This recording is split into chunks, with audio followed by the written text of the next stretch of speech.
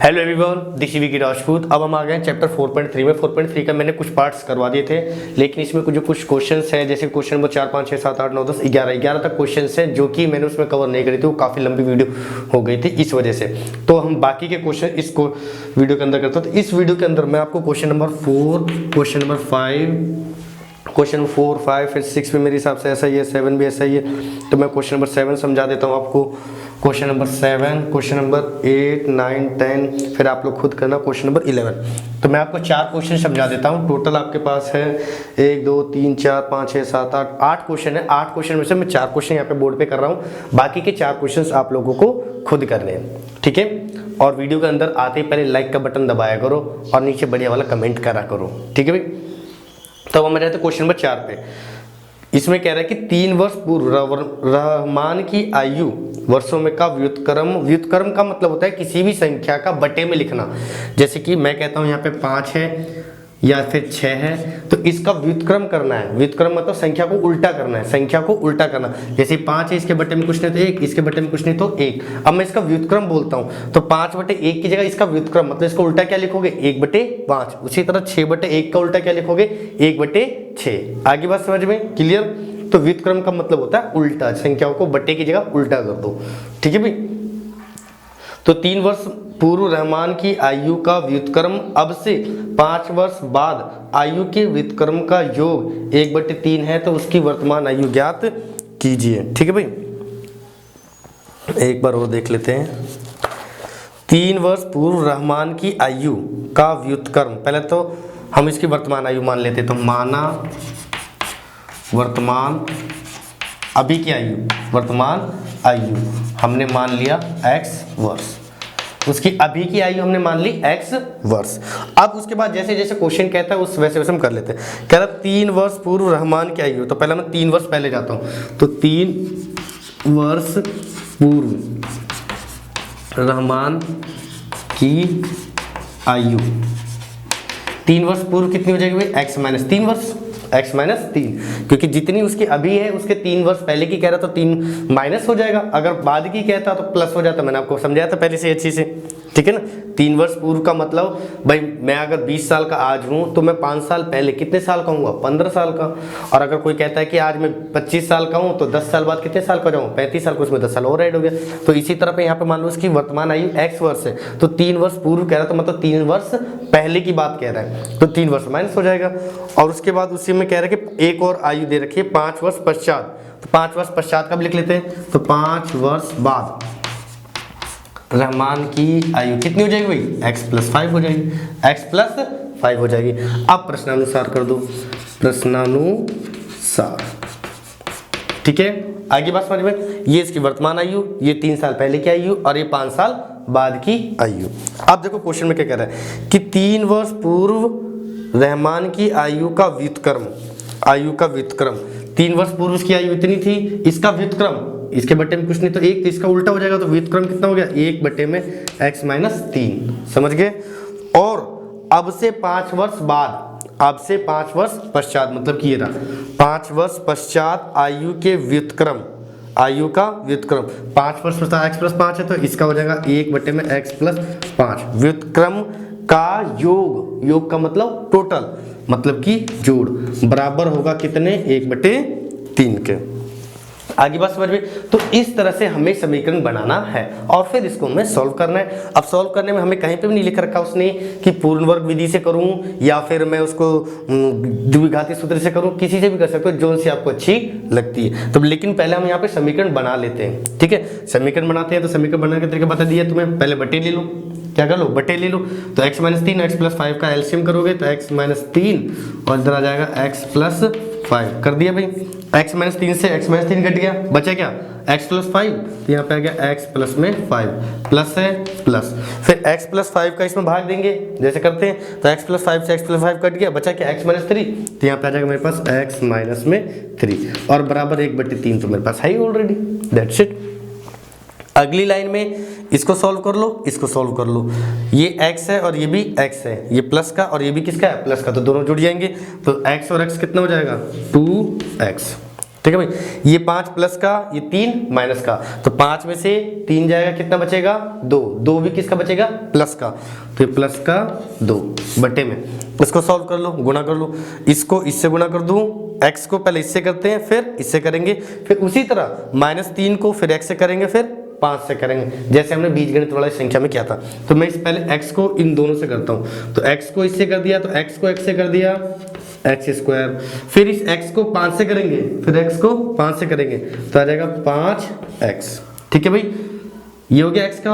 अब हम करेंगे -3 को, जैसे x वाला किया ना मैंने दोनों से, उसी तरह 3 को -3 को भी करेंगे दोनों से। तो -3 को x से कर दिया, तो आ गया -3x, -3x। फिर -3 को 5 से करेंगे, तो 3 पंजे 15, वो भी किसका -15, दैट्स इट। ठीक है भाई, और बराबर 1/3, बराबर 1/3। ठीक है भाई, उसके बाद सॉल्व कर दो। यहाँ पे थोड़ा सा सही कर लेते हैं, 5x प्लस का 3x माइनस का, तो 5 में से 3 जाएगा, कितना बचेगा 2x।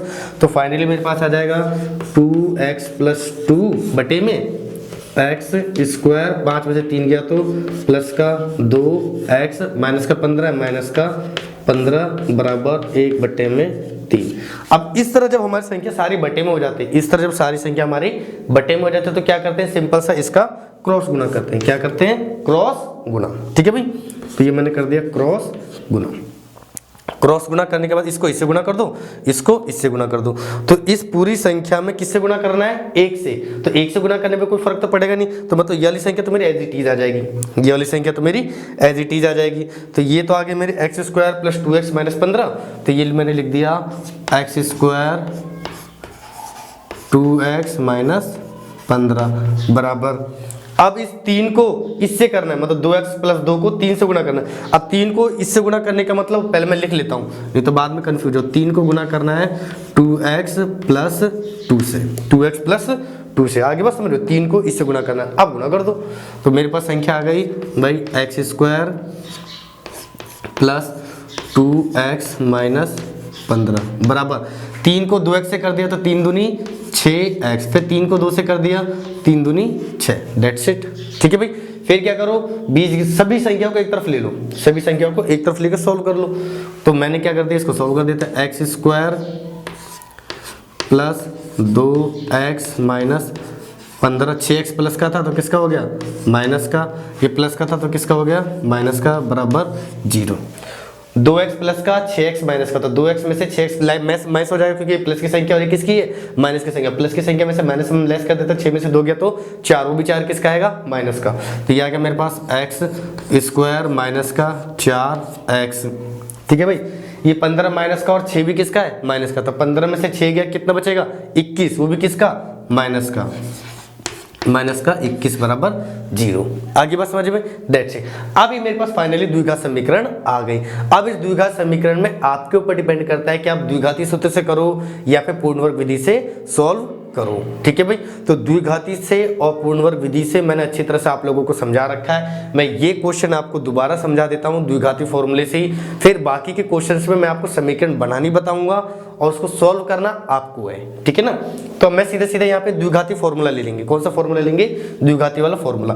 तो हमारे पास पहले तो a चाहिए, a कितना आ जाएगा भाई, a हमारा होता है x² के आगे वाली संख्या, x² के आगे वाली संख्या। तो x² के आगे कुछ नहीं है, तो मतलब 1। b क्या होता है, x के आगे वाली संख्या, x का गुणांक। तो b का मान कितना है, -4, तो यहाँ पे आ जाएगा -4।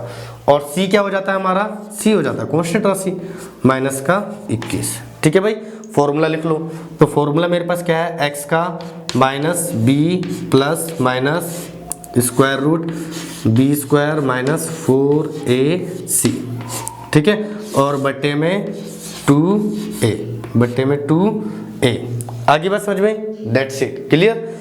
x बराबर, अब इन सबके मान डालते जाओ, माइनस है माइनस, फिर b है, b का मान फिर -4 है, तो ये -4। आगे बात समझे, -4, फिर प्लस माइनस है, ये आ जाएगा प्लस माइनस, और फिर इसका स्क्वायर रूट। ठीक है भाई, मान डाल दो, b² है, b का मान कितना है, -4 स्क्वायर, फिर माइनस है माइनस 4ac, अरे बस 4ac, तो 4 की जगह पे 4, इनके बीच कोई निशान नहीं, मल्टीप्लाई, a है, a का मान कितना है 1 गुना में c है, c का मान कितना है माइनस का 21, तो यहाँ पर आ जाएगा माइनस का 21 और स्क्वायर रूट यहाँ तक, और फिर बटे में 2a मतलब कि 2 गुना में 1। ठीक है भाई, दैट्स इट, क्लियर।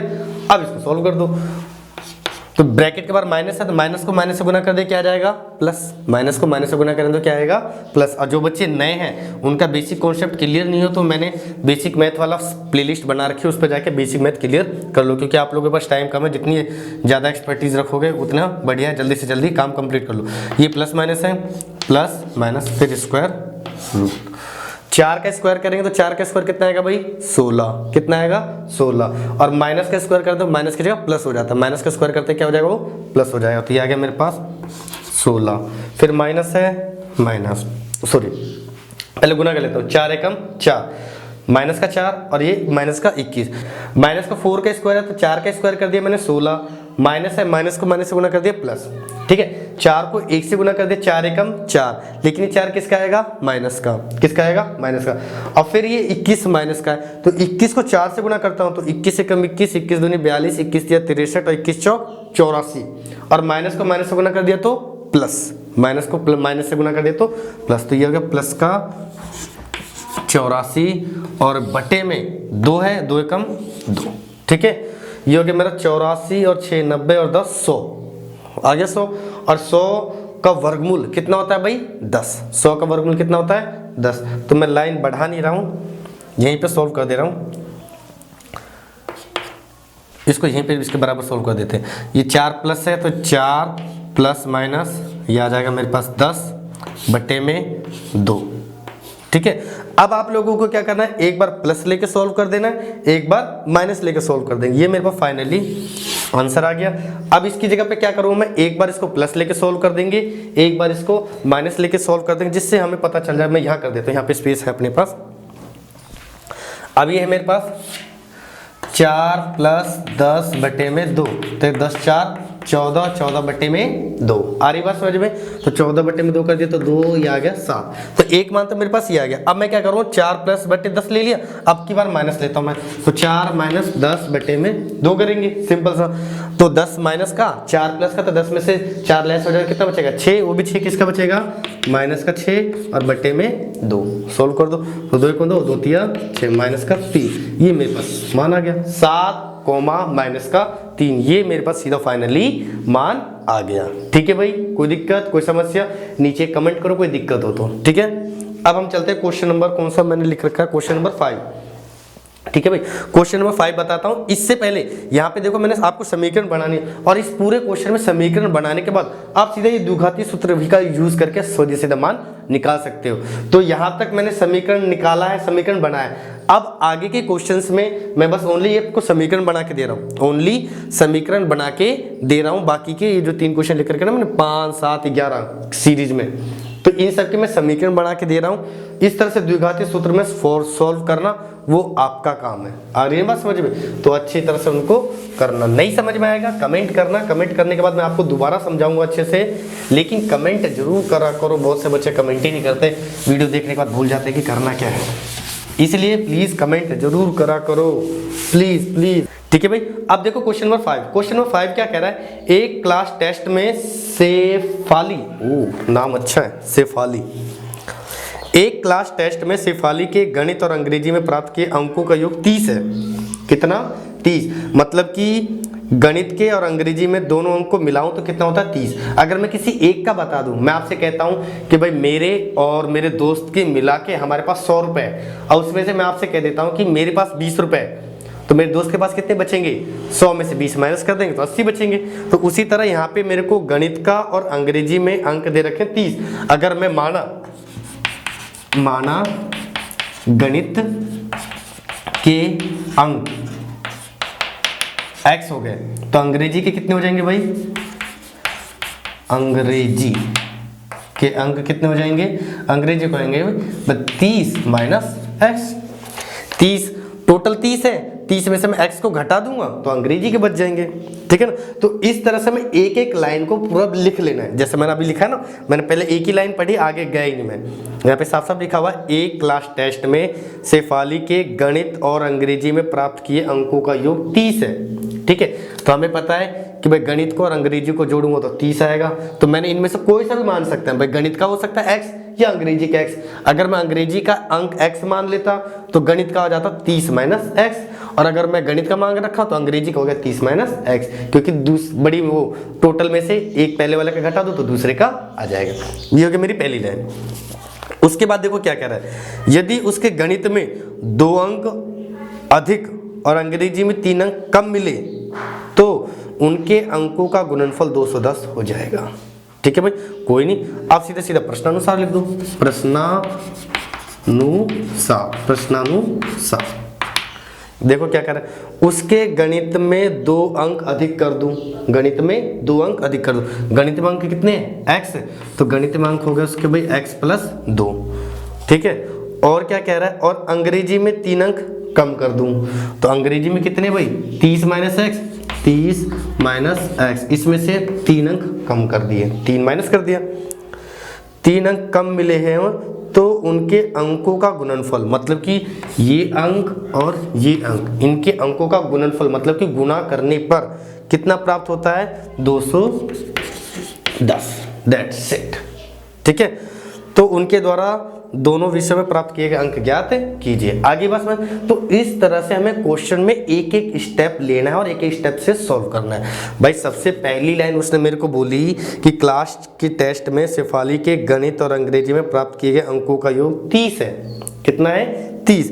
तो मैंने क्या कर लिया भाई, उनमें से या तो गणित का या अंग्रेजी का कोई भी एक मान लिया, दूसरा बड़े में से उसको माइनस कर दिया तो दूसरा आ गया। जैसे मैंने एग्जांपल तुम्हें दिया था स्टार्टिंग में कि मेरे पास मान लो 100 रुपए है मेरे और मेरे दोस्त का मिला के, तो उसमें से अगर मेरे पास 20 रुपए है तो मेरे दोस्त के पास कितना बचेगा, 100 माइनस 20 करूँगा तो मेरे दोस्त के पास बचेंगे 80 रुपए। उसी तरह से मैंने पहली लाइन कवर कर दी। दूसरी में उसने जो जो कहा है हमने वही वही किया है। साफ साफ लिखा है उसके गणित में 2 अंक अधिक करने हैं, तो गणित के नंबर कितने हैं, x, इसमें मैंने 2 अंक अधिक कर दिया। फिर उसके बाद वो कह रहा है कि अंग्रेजी में 3 अंक कम कर रहे हैं, तो अंग्रेजी का अंक है 30 माइनस एक्स, 30 माइनस एक्स, इसमें से 3 अंक माइनस कर दिया, ठीक है।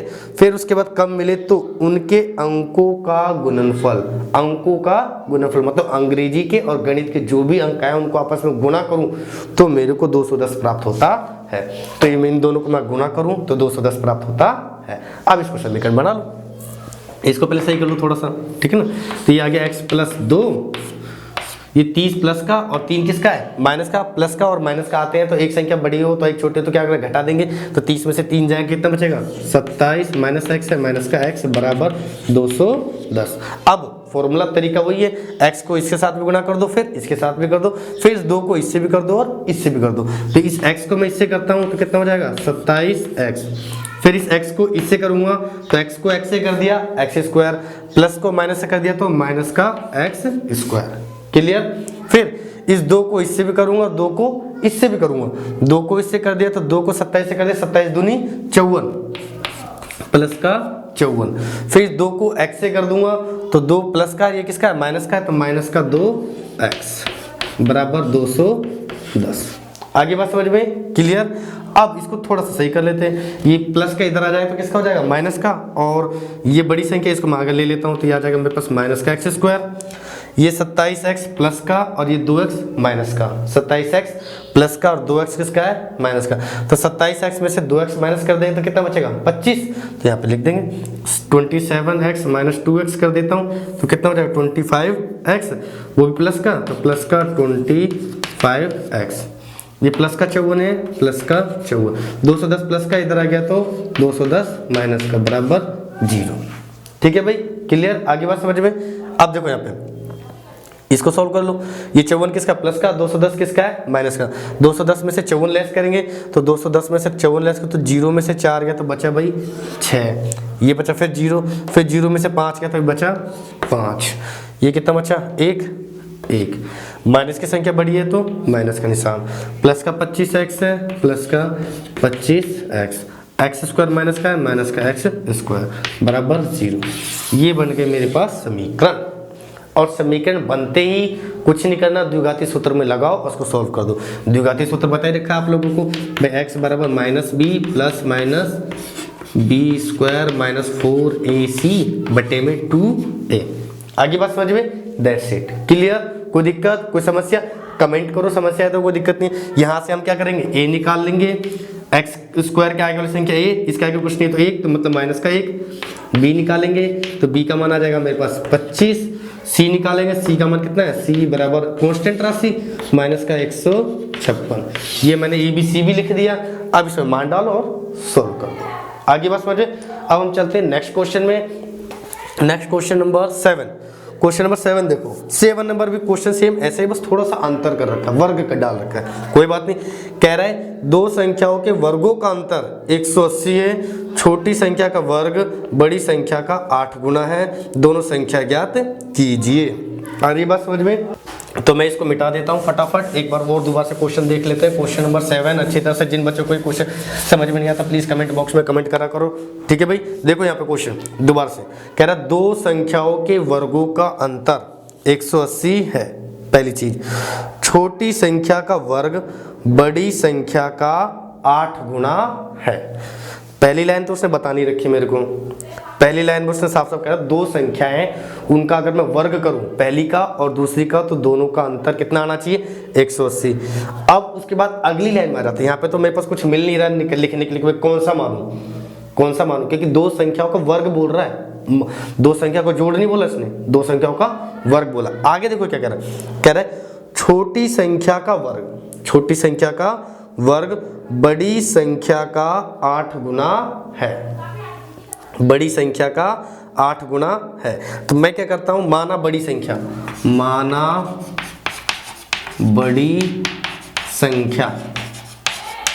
बराबर x, ठीक है भाई।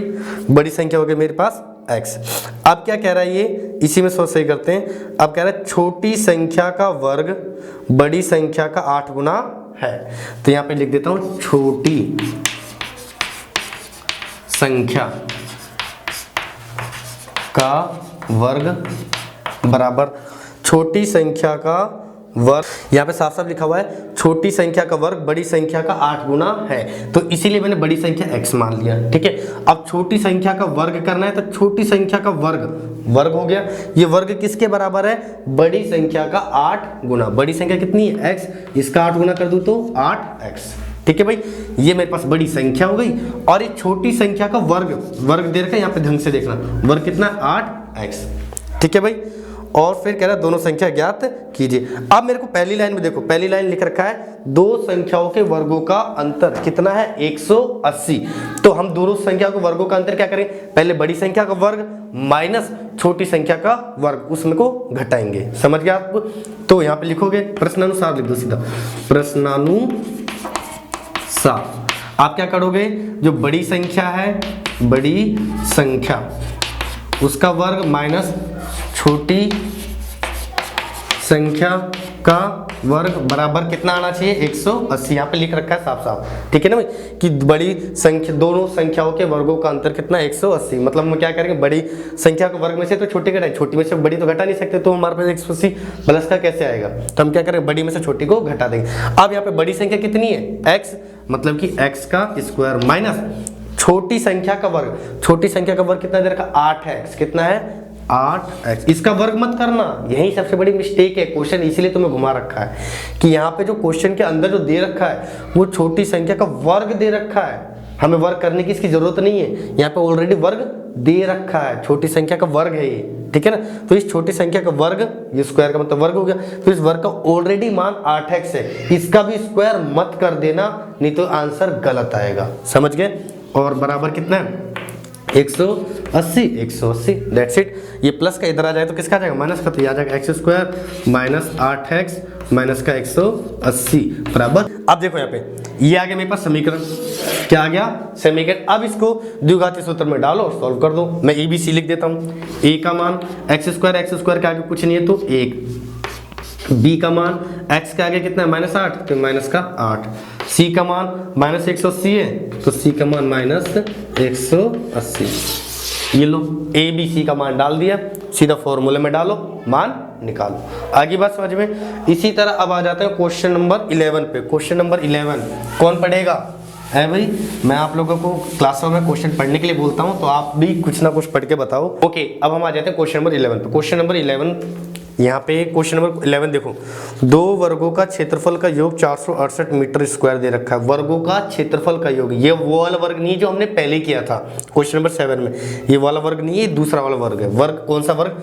ये वाला वर्ग है। ये वाला वर्ग हो गया, और ये जो ये वाला वर्ग है ना, ये वाला वर्ग है, ना कि इससे पहले हमने जो वर्ग किया था वो वाला वर्ग है। अब इस वाले वर्ग में कह रहे हैं दो वर्गों का क्षेत्रफल का योग 468 है और उनके परिमाप का अंतर है 24 मीटर, तो दोनों वर्गों की भुजाएं ज्ञात कीजिए। ठीक है भाई, तो मैं क्या करता हूँ भाई, एक वर्ग ये है मेरे पास, एक वर्ग ये। सबसे पहले इनकी भुजा मान लेता हूँ कि भाई इस वाले वर्ग की भुजा मैंने x मान ली, इस वाले वर्ग की भुजा y मान ली डेफिनेटली। तो हम पहले इस वर्ग का सारा काम कर लेते हैं। तो माना लिखेंगे पहली वर्ग की भुजा कितनी हो गई? x। ठीक है, और उसका परिमाप कितना हो जाएगा? पहले तो उसका क्षेत्रफल लिख लेता हूं। तो क्षेत्रफल क्या होता है भाई? वर्ग का क्षेत्रफल क्या होता है? भुजा स्क्वायर। क्या होता है? भुजा स्क्वायर। तो यहाँ पे इसका भुजा स्क्वायर कर देंगे तो यह आ जाएगा भुजा स्क्वायर। ठीक है, और इसका परिमाप निकालते हैं तो इसका परिमाप क्या होता है भाई? परिमाप का फॉर्मूला क्या होता है? 4 गुना भुजा। ये तो होता है, यहाँ पे लिख देता हूं भुजा स्क्वायर। इसलिए यहाँ पे भुजा x है तो मैंने कर दिया x का स्क्वायर। उसी तरह परिमाप क्या होता है? 4 गुना भुजा। यहाँ पे लिख देता हूँ 4 गुना भुजा। ये होता है परिमाप का फॉर्मूला, इसलिए यहाँ पे आ जाएगा 4x। ये पहली वाली वर्ग का आ गया। उसी तरह हम दूसरी वाले को लिख लेते हैं। माना दूसरे वर्ग की भुजा, दूसरे वाले वर्ग की भुजा मैंने मान ली y। जैसे ये वाला वर्ग है, आ रही है बात समझ? इस वाले वर्ग की भुजा मैंने क्या मान ली? y। तो भुजा की भुजा हो गई y। अब इसका क्षेत्रफल, तो दूसरे वाले वर्ग का क्षेत्रफल लिखोगे। दूसरे वाले वर्ग का क्षेत्रफल क्या हो जाएगा? y square. जैसे यहाँ पे होता x स्क्वायर, क्यों? क्योंकि फॉर्मूला क्या है? भुजा स्क्वायर। तो यहाँ पे भुजा स्क्वायर करें तो x का स्क्वायर, तो यहाँ पे आ जाएगा x का स्क्वायर। तो यहाँ गया, यहाँ पे फॉर्मूला लिख दो भुजा स्क्वायर। उसी तरह परिमाप लिखो। क्या लिखोगे? परिमाप हो गया मेरा क्या? 4 गुना भुजा है तो 4 गुना भुजा, तो 4 गुना x था यहाँ पे, तो यहाँ पे भुजा कितनी है? y। तो आ जाएगा 4 गुना में y। यहाँ पे लिख लेना फॉर्मूला 4 गुना भुजा। इसलिए मैंने 4 गुना y करा, क्योंकि भुजा मैंने क्या मानी थी? यहाँ पे y, और यहाँ पे भुजा स्क्वायर है, इसलिए यहाँ पे भुजा की मान क्या है? y, तो y स्क्वायर। ये मेरे पास दोनों का क्षेत्रफल क्षेत्रफल भी आ गया, परिमाप भी ले लिया, क्षेत्रफल भी ले लिया, परिमाप भी ले लिया। अब जैसा क्वेश्चन कह रहा है उस क्वेश्चन के अकॉर्डिंग चलते हैं। तो पहला क्वेश्चन कह रहा है, पहली लाइन इसने कही है दो वर्गों का क्षेत्रफल का योग 468 स्क्वायर मीटर है। यहाँ पे सीधे लिख दो प्रश्नानुसार। पहले इसने कहा दोनों वर्गों का क्षेत्रफल कितना है? 400। दोनों वर्गों के क्षेत्रफल का योग 468 मीटर स्क्वायर। तो पहले वाले वर्ग का क्षेत्रफल कितना है? x square. दूसरे वाले वर्ग का क्षेत्रफल y स्क्वायर। इन दोनों को मैं जोड़ूंगा तो कितना आ जाना चाहिए? 468। ये आ जाएगा पहली समीकरण। आगे बात समझ में। दूसरी समीकरण क्या कह रहा है कि दोनों के परिमाप का अंतर 24 है। मतलब कि पहली में से मैं दूसरी घटाता हूँ, पहली में से दूसरी घटाता हूँ, मतलब कि 4x माइनस 4y करता हूँ तो कितना आ जाता है? 24। कितना आ जाता है? 24। इसको सॉल्व कर लो। इन दोनों में 4 कॉमन है, पहले मैंने 4 कॉमन ले लिया, तो यहाँ पे क्या बच गया? x माइनस माइनस, यहाँ पे क्या बच गया? y बराबर 24। 4 गुना में उधर जाएगा तो क्या हो जाएगा? भाग में हो जाएगा। क्योंकि मेरे पास x माइनस y बराबर 24 बटे में 4 कर दे तो कितना आ गया भाई? 6। ठीक है, x का मान निकाल ले तो यहाँ से मैं, तो ये माइनस का y उधर जाए तो किसका हो जाएगा? प्लस का y। तो x बराबर 6 प्लस y, x बराबर 6 प्लस y, ये x का मान आ गया। इस x का मान समीकरण 1 में डाल दो, समीकरण 1 में डाल दो और सोल्व कर दो, सिंपल सा। तो x का मान कितना है भाई? 6 प्लस y। यहाँ पे इसका मान डाल दो, यहाँ पे लिख लेना x का मान समीकरण 1 में रखने पर, यहाँ पे लिख लेना आप लोग, है ना, कि भाई x का मान समीकरण 1 में रखने पर। समीकरण 1 क्या है मेरे पास? x square plus y square 468। यहाँ पे लिख लो x square plus y square बराबर 468। एक्स की जगह पे कितना 6 प्लस वाई, तो यहाँ पे आ जाएगा आपके पास 6 प्लस वाई का whole square plus y square बराबर 468। आगे बात समझ में, इस तरह से हम इसको सॉल्व करेंगे। ठीक है भाई, अब इसको किससे खोलेंगे, a प्लस बी के होल स्क्वायर से। जैसे a प्लस बी का होल स्क्वायर फॉर्मूला बता रखा है, a प्लस बी का होल स्क्वायर का फॉर्मूला क्या है भाई, कितनी बार करवा चुके, इससे पहले वाले क्वेश्चन में भी करवाया था। a प्लस बी का होल स्क्वायर का formula a square plus b square plus 2ab। ठीक है भाई, a square plus b square plus 2ab। तो उसी तरह a प्लस बी का होल स्क्वायर करूंगा, a प्लस बी का होल स्क्वायर करूँ तो a square plus b square plus 2ab। तो a का मान कितना है 6, तो 6 का स्क्वायर प्लस बी स्क्वायर है, बी का मान कितना है y, तो आ जाएगा y का स्क्वायर। फिर 2ab है तो प्लस में 2 गुना a का मान 6 और b का मान y, फिर प्लस है प्लस y स्क्वायर है y स्क्वायर बराबर 468। ठीक है भाई, 468। आगे बात समझ में, 6 स्क्वायर ये होगा a square plus b square plus 2ab plus y square बराबर 468। इसको सॉल्व करो तो 6 का स्क्वायर कितना आ जाएगा भाई, ये हो गया मेरे पास 36 प्लस वाई स्क्वायर 2 6 12 12 वाई, तो आ जाएगा प्लस में 12 वाई प्लस वाई स्क्वायर है प्लस वाई स्क्वायर। 468 प्लस का इधर आ जाएगा तो किसका आ जाएगा, माइनस का 468 बराबर 0। ठीक है भाई, अब देखो ये 36 किसका, प्लस का, ये 468 किसका, माइनस का। 468 में से 36 घटा दो तो 8 में से 6 गया 2, तो यहाँ पे आ जाएगा 2। 6 में से 3 गया 3। ठीक है भाई, 4 बचा 4। ये माइनस का ये प्लस का, माइनस की संख्या में से प्लस से माइनस करेंगे तो कितना आ जाएगा माइनस का, तो यहाँ पे आ जाएगा माइनस का 432। ये वाई स्क्वायर और ये भी क्या है वाई स्क्वायर, ये और ये वाई स्क्वायर दोनों सजाती है एक ही राशि के, मतलब 1 और 1 जोड़ दूँ तो कितना आ जाएगा 2, तो यहाँ पे आ जाएगा 2 वाई स्क्वायर और ये प्लस में 12 वाई प्लस में 12 वाई प्लस में 12 वाई माइनस 432 बराबर कितना आ जाएगा 0। ठीक है भाई, ये मेरे पास समीकरण बन गए। इसको थोड़ा सा और शॉर्ट कर देता हूँ। देखो 2 से ये भी भाग जा रहा है, 2 से ये भी भाग जा रहा है, 2 से ये भी भाग जा रहा है, तो इसको थोड़ा और छोटा कर लो। तो मैं क्या करूँ, पूरे समीकरण को 2 से कॉमन ले लेंगे। 2 से ये भी जा रहा है, 2 ये भी जा रहा है, 2 ये भी जा रहा है, 2 मैंने कॉमन ले लिया तो यहाँ पे बच गया वाई स्क्वायर प्लस 12 2 का 12 में भाग दे दो कितना बचेगा यहाँ पे 6 वाई माइनस 2 का इसमें भाग दे दो तो 2 दूनी 4 2 एकम 2 और 2 छेक 12 बराबर 0। अब ये 2 गुना में उधर जाएगा तो क्या हो जाएगा 0 से भाग हो जाएगा और 0 से भाग देंगे तो 0 ही आएगा। ठीक है भाई, तो फाइनली मेरे पास आ गया ये y square plus 6 y minus 216 बराबर 0।